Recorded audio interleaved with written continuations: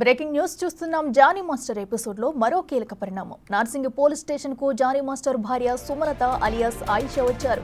ఆమె ఇచ్చిన సమాచారంతోనే Johnny master ను అరెస్టు చేసినట్లు తెలుస్తుంది. అయితే జానీ మాస్టర్ కేసుపై స్పందించేందుకు ఆమె నిరాకరించారు. ఇప్పటికే ఈ కేసులో బాధితురాలు జానీ మాస్టర్ భార్య పైన ఫిర్యాదు చేసింది. ఈ క్రమంలో సుమలత అలియాస్ ఆయిషా నార్సింగి పిఎస్ రావడం ప్రాధాన్యం సంతరించుకుంది.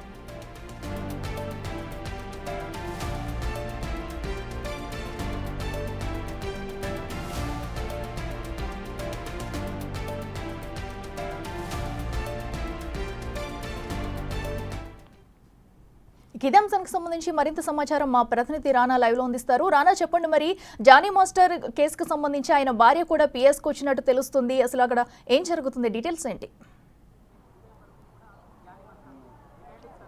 ఇదొక మరొక ట్విస్ట్ గానే మనం భావించాల్సి ఉంటుంది. ఎందుకంటే దాదాపు 3 రోజుల నుంచి కూడా చూస్తున్నాం Jani master phone switch off, Jani master వైపు సతీమణి సుమలత అలియాస్ ఆయేషా ఆమె కూడా ఫోన్ స్విచ్ ఆఫ్. ఎప్పుడైతే జానీ మాస్టర్ గోవాలో అరెస్ట్ అయ్యాడనే వార్తలు మీడియా పరంగా కూడా పెద్ద ఎత్తున కూడా రావడమైందో, ప్రసారమైందో, వెంటనే జానీ మాస్టర్కి సంబంధించిన వైఫ్ కూడా ఇప్పుడు వెలుగులోకి వచ్చినటువంటి సందర్భం ఏర్పడుతుంది. అయితే ఆమె హుటాహుటిన కియా కారులో వచ్చింది.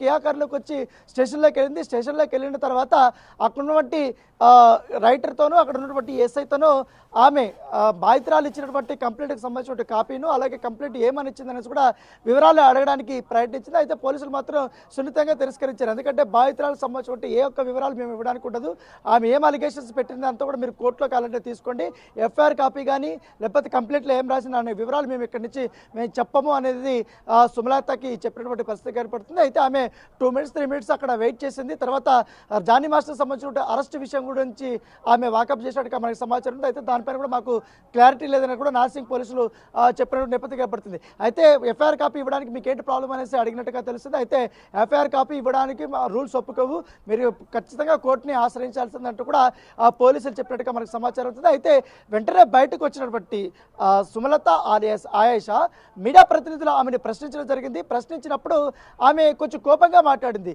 ఎందుకంటే మీ మీద కూడా మేము కేసులు పెడతామనేసి కూడా మీడియా పైన చిందులు వేసినటువంటి పరిస్థితి కనపడుతుంది. అయితే మీడియా ప్రతినిధులు అందరం ఒక క్వశ్చన్ వేశాం, మీరు కూడా బాధితురాల్ని కొట్టారంటే కదా అంటే ఆ విషయం మీద మాత్రం ఆమె దాట వేసింది. దాంతోపాటు నాకు ఒక ఫేక్ కాల్ వచ్చింది, ఆ ఫేక్ కాల్ని నిజమా అబద్ధమా తెలుసుకోవడానికే నేను నార్సింగ్ పోలీస్ స్టేషన్కి వచ్చానంటూ కూడా ఆమె చెప్పినటువంటి పరిస్థితి కనపడుతుంది. పదే పదే క్వశ్చన్ చేసినప్పుడు ఆమె మీడియా పైన చిందులు వేస్తూ కారు ఎక్కేసి వెళ్ళిపోయినటువంటి నేపథ్యం కనపడుతుంది. అయితే ఇక్కడ మరొక ట్విస్ట్ ఏంటంటే జానీ మాస్టర్ హైదరాబాద్ నుంచి వెళ్ళినటువంటి ప్రతి ఒక్క మూమెంటు ఆయేషాకి తెలుసు.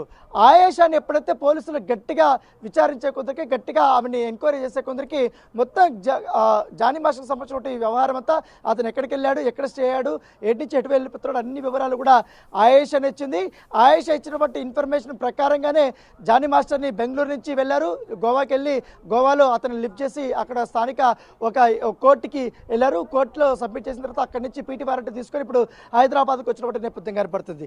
అయితే ఎంత ట్విస్ట్ అంటే ట్విస్ట్, ఇన్ని రోజులు నాకు అసలు అందుబాటులో లేనటువంటి ఆయేషా ఒక్కసారిగా కూడా మీడియా ముందుకు వచ్చింది, ఒక్కసారిగా కూడా పోలీసుల ముందుకు వచ్చింది. పోలీసులకు అసలు అందుబాటులోకి రానటువంటి ఆయేషా నిన్నటి నుంచి కూడా వచ్చినటువంటి సందర్భం ఏర్పడుతుంది. అయితే తాను ఎక్కడికి పారిపోలేదని చెప్పుకోవడానికే తాను వచ్చినట్టుగా మనకు సమాచారం అవుతుంది. సో ఏదన్నమాటకని ఆయేషాకు కూడా ఇప్పటికే కేసు నమోదైంది కాబట్టి ఆయేషాను కూడా అరెస్ట్ చేసే అవకాశాలు కూడా ఉన్నట్టుగా మనకు సమాచారం అవుతుంది. ఎందుకంటే బాధితురాలు ఆయేషా కూడా నా పైన దాడి చేసింది, పదే పదే నన్ను కొట్టింది, మల్టిపుల్ టైమ్స్ కొట్టింది అనేసి కూడా ఫిర్యాదు చేసిన నేపథ్యంలో ఇప్పుడు విచారణలో జానీ మాస్టర్ ఇప్పుడు వస్తాడు కాబట్టి ఎట్లాగే సాయంత్రం లోపల అతను వచ్చిన తర్వాత విచారణలో భాగంగా నెక్స్ట్ ఫర్దర్గా ఈమెను కూడా అరెస్ట్ చేసే అవకాశాలు ఎక్కువగా ఉన్నట్టుగా మనకు సమాచారం అవుతుంది.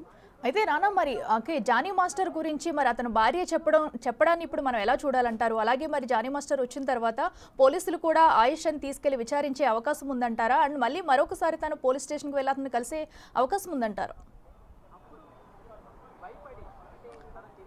డెఫినెట్లీ ఈ కేసులో చాలా క్లియర్గా బాధితురాలు,